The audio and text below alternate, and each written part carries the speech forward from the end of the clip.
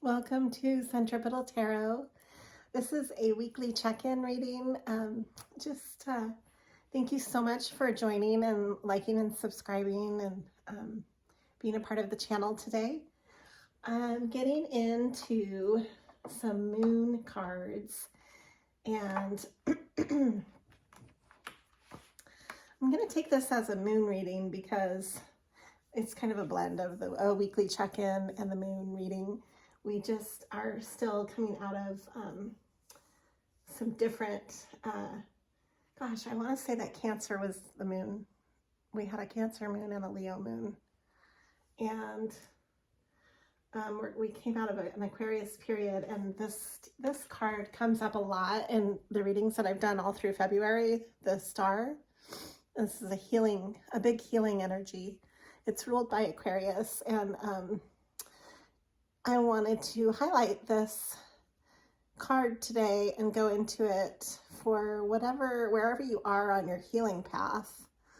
This is a great reading to connect with it. That's what I'm looking into with this reading. So let's look into that. Okay. So I drew some moon cards to start this reading off with. We've got two cards right away ruled by Libra. Well, actually, one is ruled in Sagittarius, the other Libra. They just look like, I thought this was the scales. It's the Archer.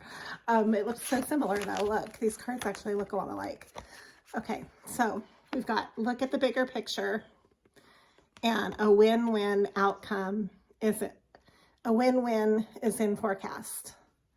These are just healing messages. I'm starting off with the moon messages from Moonology deck. And I'm using some rose quartz through this reading and some raw cut amethyst. I use that quite extensively through my reads, as well as citrine and moonstone. I use a lot of moonstone and pearl. Got moonstone, and this is an agate actually, but it's cut as a moon. Moonstones. I love moonstones. Okay. So what came up right away too was the Capricorn energy. We also just made it through Capricorn chapter of Capricorn right through the Aquarius season. So together those come through around the same time. So the end of a tough cycle approaches and your hard work is paying off. This is a very grounding energy with moon in Capricorn. Then I have new moon in Aries, time to take action. Conclusions are within reach. So very grounded energy here, grounding, taking action, doing what you need to do, staying, tasking is a big part of that, of staying grounded. Can you make your lists? Keep up with the mundane. Hold your vision. Have faith in your dreams. Work through your fears. Now we're going into water energy. This is moon in Scorpio and Cancer. Work through your fears. You and your loved ones are safe. Okay, so those are the moon messages for this reading.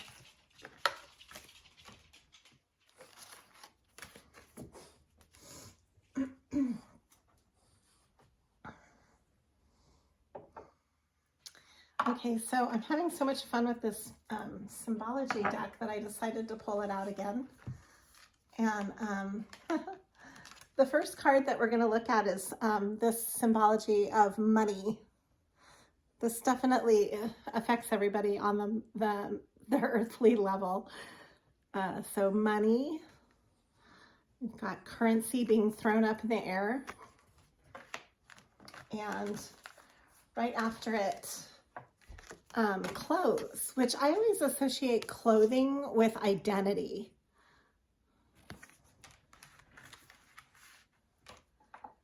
Okay. Baby and birth.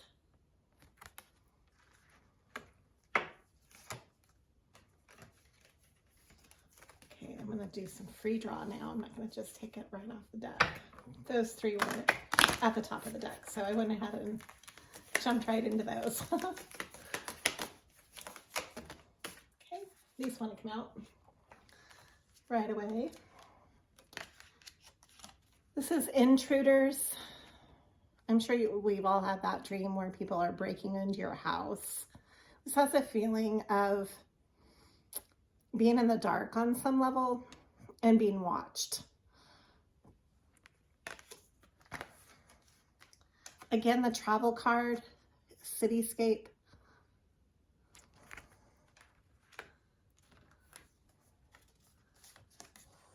This card makes me think of Portland.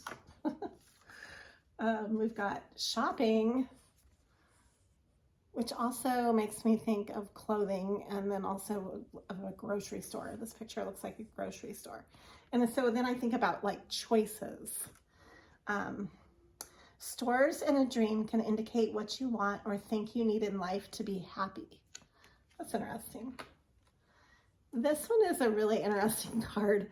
It's the paralysis card. And it makes me think of, there's a card in one of the decks that I use a lot. It's almost like a hangman energy, but it's I don't know how to say it right. The Cretro, it looks like a human in a cocoon, hanging in a cocoon. It has a cocoon feeling to it. So that transformative energy in limbo. And you are kind of in limbo. You are kind of paralyzed when you're in limbo because you're not really going in any direction.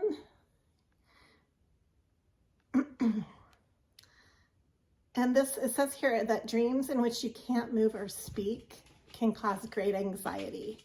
You might be feeling this way in your life with where you're at on your healing pathway. If you feel heavily weighed down, you might need to say no more often or ask others to help you more. This is something to think about if you are feeling stuck or like you just can't move. Don't take me literally. This is dream symbology, okay? This is what's coming up. So I want to draw a few animal cards to go with it and then get into a reading on it.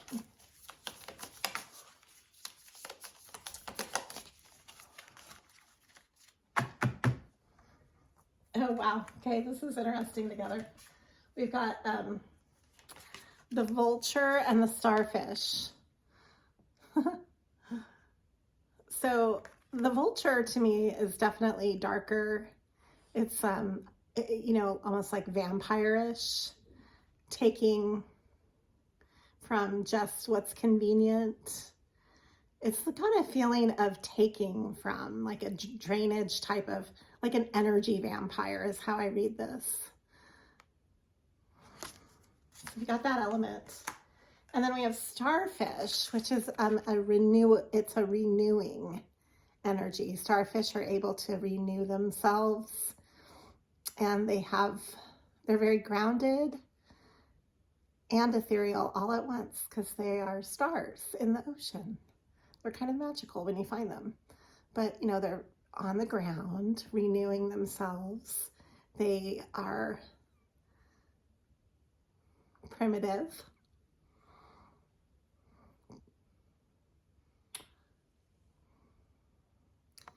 There's something about this energy together. I definitely see it as a yin yang type of energy, like you're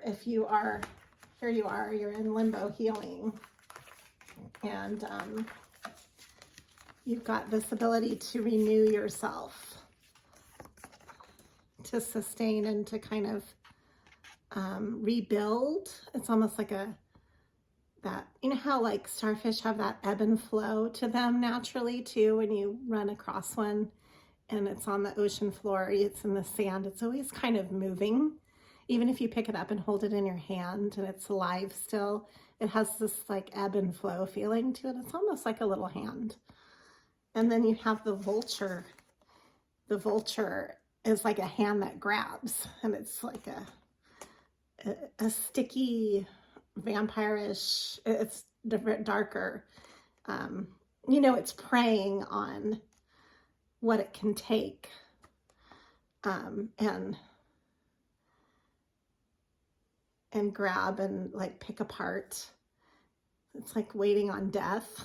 I don't know, they seem like really opposite.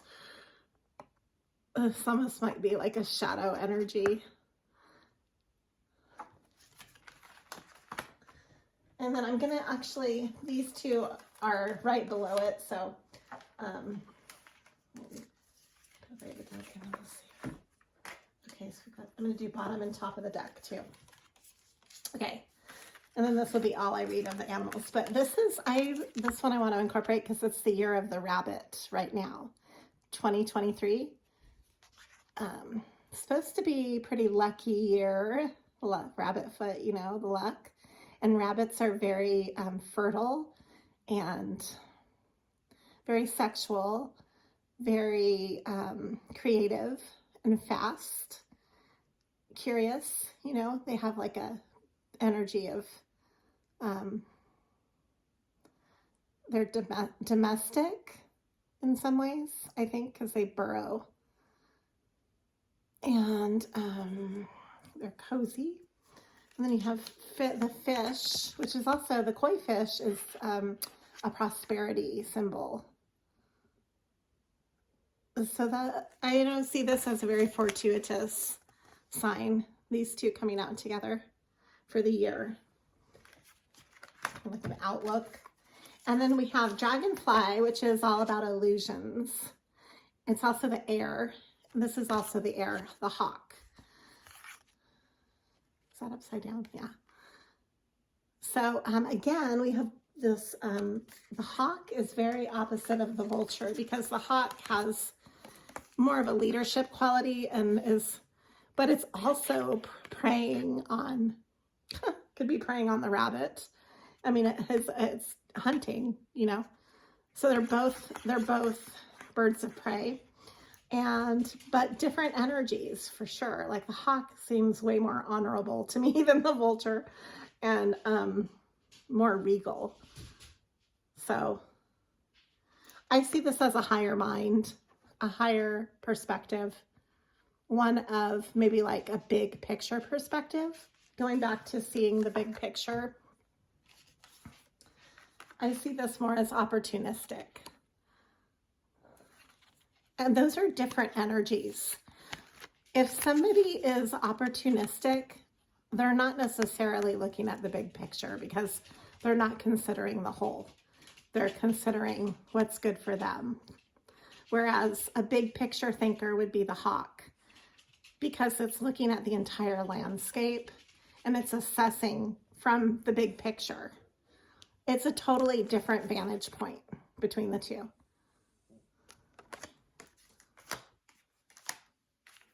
Then you have the dragonfly, which is about illusions and dreams and, you know, the gossamer wings. You can see through the wings. It's like a sense of transparency. Okay. So I'm going to draw some straight cards on this. These are just regular playing cards. They're a little French deck that I picked up on my travels, and I like using them because they're totally neutral. They're not any type of, they're just regular playing cards.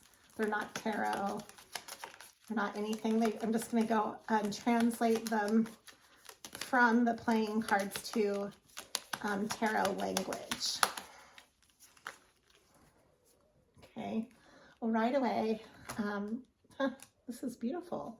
Okay, so we have the 5 of spades, which are swords in translation and the 10 of Cups. Wow. Okay. So in translation into tarot, this would be the 5 of Swords and this would be the 10 of Cups. This is ultimate emotional fulfillment. This is competition and strife and arguing. Very different energies.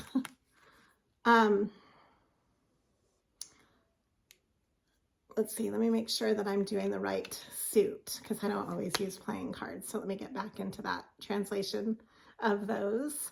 We've got,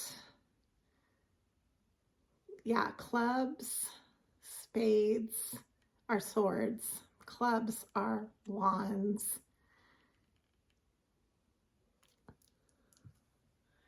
and oh yeah, diamonds are pentacles.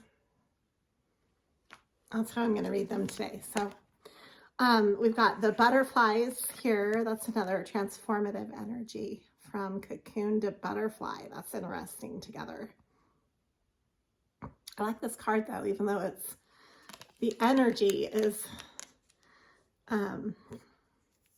translated into tarot is one of angst. It kind of reminds me of when you get butterflies in your stomach, like if you're nervous about something. So it might be more of an inner conflict rather than an outer conflict. That's how I'm reading this. And then here we have the 3 of Cups too. And I see this has a heartbreak because of the hearts on here.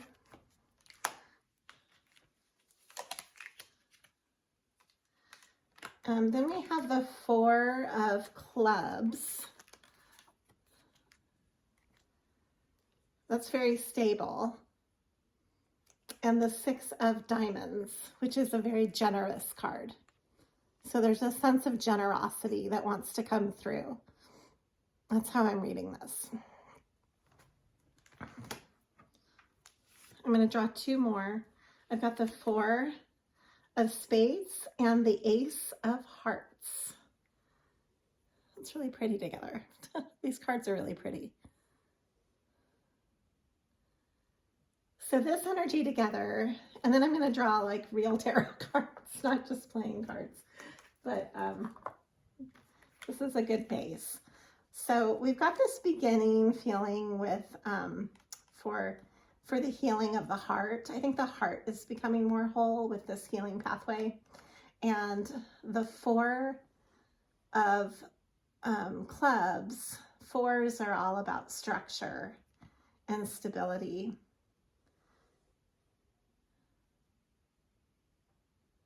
Oh, this is the 4 of Spades. I'm sorry.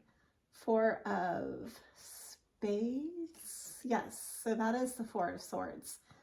Okay, so when you're in the 4 of Swords energy, so it is a sense of stability. It's a sense of going inward as well, but mentally rather than emotionally. The 4 of Cups would be more emotionally. So there's like a mental, almost together, this makes like a temperance energy, the head and the heart, a balancing of the 2. So that's nice. Okay. Now I'm going to clarify on all this.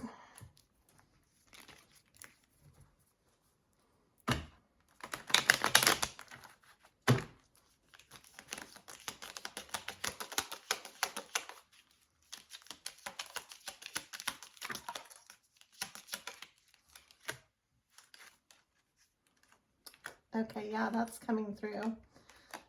Like what I just said, you're between the head and the heart. So this is the 7 of Wands and the 2 of Swords. That is standing your ground and making a very firm decision. Some of this might bleed in from the reading I did yesterday, some of that energy, because it's healing energy. So this is just, how does this facilitate your healing? This is the other side of that.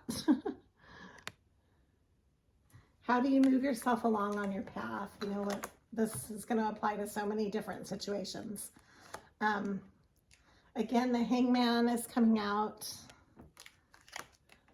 and the sun. That's nice. That came out in my reading yesterday too, or this week, whenever I did that. I can't remember what day it was. It's probably the day before. But the sun is really positive. And then when that comes out next to this card, that you want to see that in a healing reading. That's great. That's the Fool. That's the chance to take a new adventure. The Fool is all about taking risks. Because the risks are not seen as dangerous. They're seen as opportunities for discovery. That's why the Fool is the wisest card of the whole deck. If you're in Fool energy, it's like being like with a child mind. You know, children often can do amazing discovery type action because they're not full of doubt like so many adults are. You know, they're not jaded. So in some ways, with that fresh pair of eyes, a lot more risks can be taken that are that prove to be more lucrative or prove to have more positive results, because there's not a feeling of there's not a negative spin put onto it.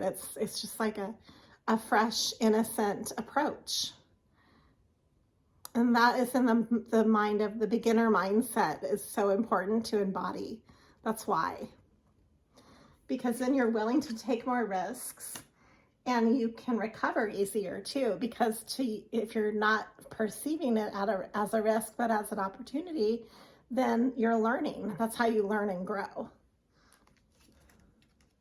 So then we have the Moon and the Wheel of Fortune. This keeps coming through. Big energy right now, the Wheel of Fortune. Oops, I just dropped my card. So the Knight of Swords is coming through. The Knight of Swords takes action, and so does the Emperor. So be your own emperor right now in your life. That will help you on your healing path, because the Emperor is not afraid to make decisions. The Emperor just really, it's, you know, you are your captain of your ship when you're the Emperor.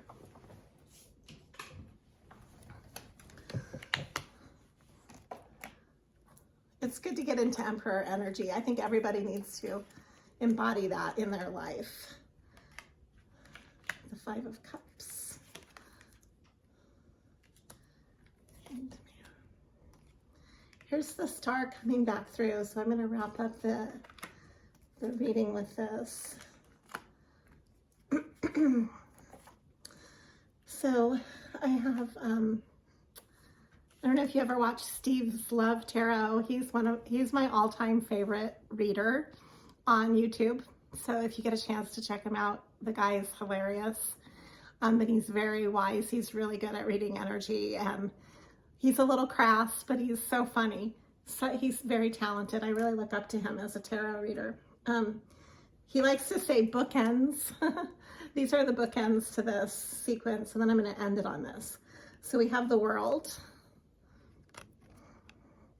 Yeah, look up Steve's Love Tarot. He's based out of LA. The guy is so awesome. He's such an awesome reader.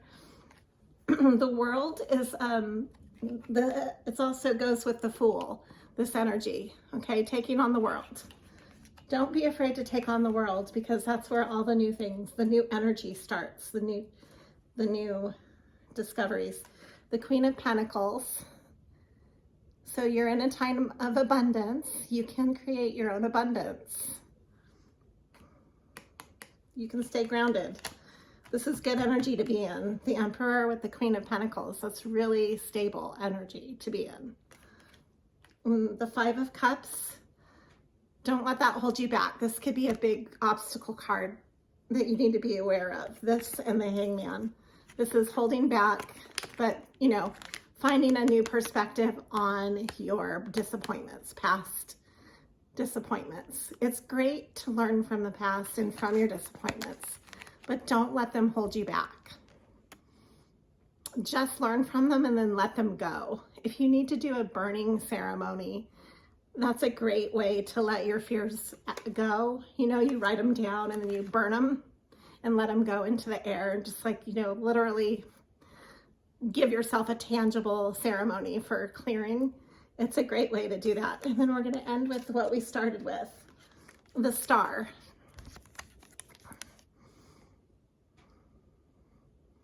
Stay on your path to you are the star. The star is just like the starfish. It's renewing itself all the time. And it's in the element of water, which is the heart.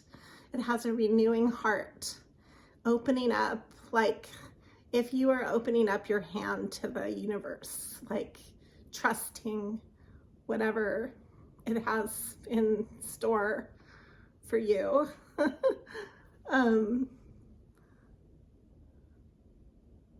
It's like, I don't know why I feel like crying when I say this, but it's like very tender, you know, and trusting.